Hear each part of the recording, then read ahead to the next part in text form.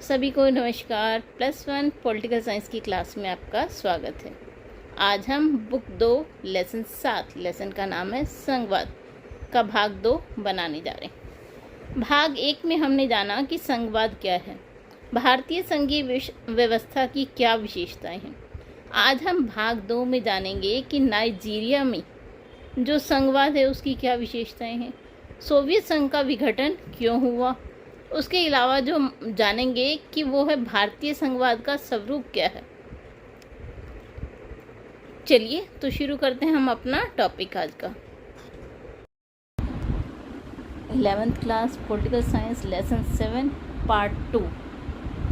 आज हम जो जानेंगे वो है नाइजीरिया में संघवाद। देखिए, जो नाइजीरिया है एक समृद्ध देश है इस समय, लेकिन वहाँ भी ये धर्म, भाषा, जाति के आधार पर जो संघीय व्यवस्था है उसे कई परेशानियों का सामना करना पड़ा। तो देखते हैं। देखिए, जो नाइजीरिया है वहाँ पर विभिन्न समुदायों के लोग रहते हैं और जो सबसे बड़ी समस्या है वो एक दूसरे पर विश्वास नहीं रखते। उनके अंदर एकता की भी कमी है। 1914 तक उत्तरी और दक्षिणी नाइजीरिया ब्रिटेन के गुलाम थे। 1950 में इबादान संवैधानिक सम्मेलन में नाइजीरिया के नेताओं ने एक संघीय संविधान बनाने का निर्णय लिया। नाइजीरिया की 3 बड़ी जातियां हैं। देखिए, एरुबा, इबो, हौसा, फुलानी। इन तीनों का ही अपने अपने हिस्से जैसे पश्चिमी, पूर्व और उत्तर में काफ़ी अच्छा नियंत्रण है, लेकिन इन लोगों के मन में एक भय बना रहता है कि कहीं दूसरा समुदाय अपनी शक्ति दिखाने के लिए हम पर हमला ना कर दे। 1960 में वहाँ पर पुलिस का नियंत्रण स्थापित हुआ और 1999 में वहाँ पर लोकतंत्र की दोबारा बहाली हुई, लेकिन आज भी वहाँ पर धर्म, जाति, आर्थिक आधार पर मतभेद आज भी बना हुआ है। तो ये है नाइजीरिया की समस्या कि चाहे वहाँ संघवाद है लेकिन वहाँ पर आज भी जाति, धर्म, आर्थिक आधार पर मतभेद भी लोगों के बीच में है। चलिए अब हम जानते हैं सोवियत संघ का विघटन क्यों हुआ। देखिए, जो सोवियत संघ है वो बहुत बड़ा देश था। 1990 में उसका विघटन हुआ। तो उसके विघटन के कारण क्या थे? सबसे पहला कारण जो था कि वहाँ पर जो शक्तियाँ थी वो केंद्रीकरण थी, मतलब कुछ ही व्यक्तियों के हाथ में सारी शक्तियाँ का विभाजन था, जिसे समझना बहुत ही कठिन था। दूसरी समस्या क्या थी कि उज़्बेकिस्तान, जिसकी अपनी अलग भाषा और संस्कृति थी, वो उस पर रूस ने कब्जा किया हुआ था। तो ये जो कारण बने, शक्तियों का केंद्रीकरण, दूसरे समुदायों पर अपना कब्जा करना, ये सब किसी भी देश के विघटन का कारण बन सकते हैं।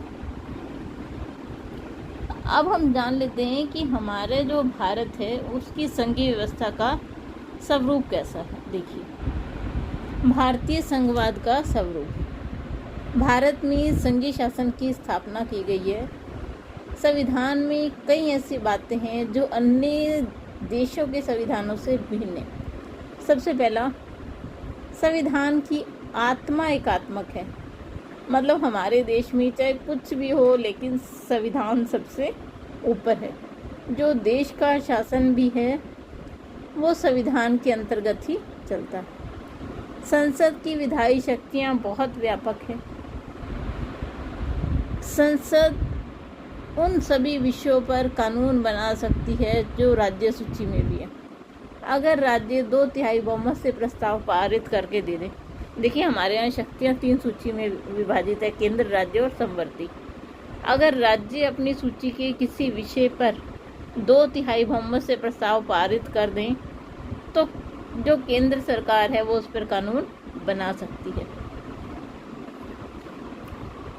चलिए कुछ और चीज़ें जान लेते हैं। दो से अधिक राज्यों के विधानमंडल संसद को यह अधिकार दें कि वह राज्य सूची में किसी भी विषय पर कानून बनाए तो वो बना सकते हैं। अगला है जो संसद है किसी भी राज्य के आकार को बढ़ा या घटा सकती है। किसी का भी आकार छोटा करके एक नया राज्य का निर्माण कर सकती है। अगला है देखिए, राज्यों का अपना संविधान है। अमेरिका और स्विट्ज़रलैंड में राज्यों के अपने अलग अलग संविधान हैं, लेकिन भारत में केवल पूरे देश में एक ही संविधान है, जम्मू कश्मीर को छोड़कर। लेकिन अब वहाँ धारा 370 समाप्त कर दी गई है, तो वहाँ भी एक ही संविधान है जो लागू होता है।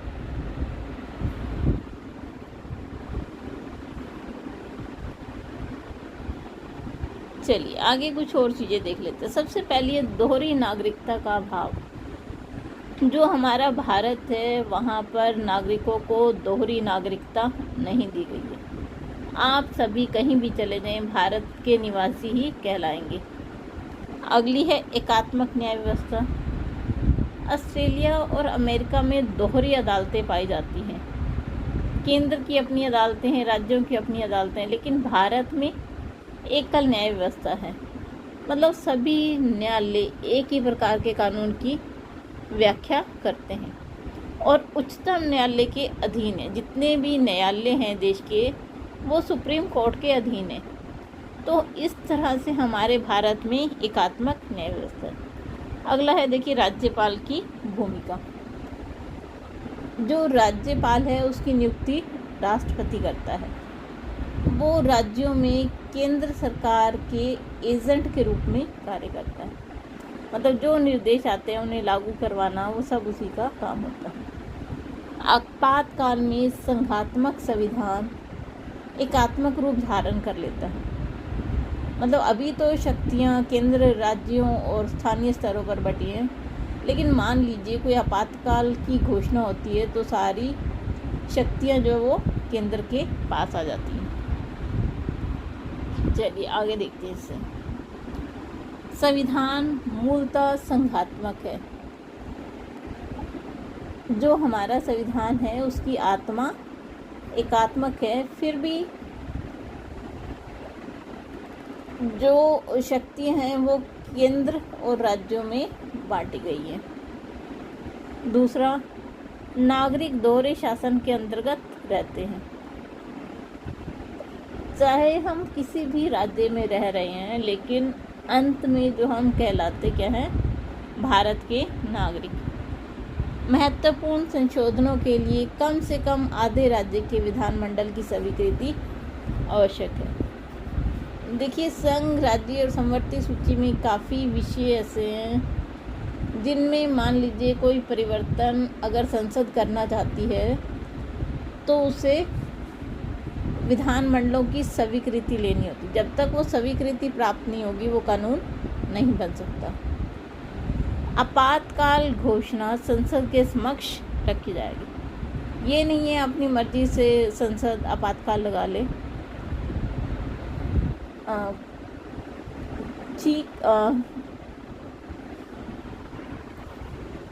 देखिए ये ठीक बात है कि आपातकाल की घोषणा होते ही जो सारी शक्तियाँ हैं वो केंद्र सरकार के पास आ जाती हैं, लेकिन आपातकाल की घोषणा के लिए संसद का समर्थन जरूरी है, नहीं तो आपातकाल मान्य नहीं होगा।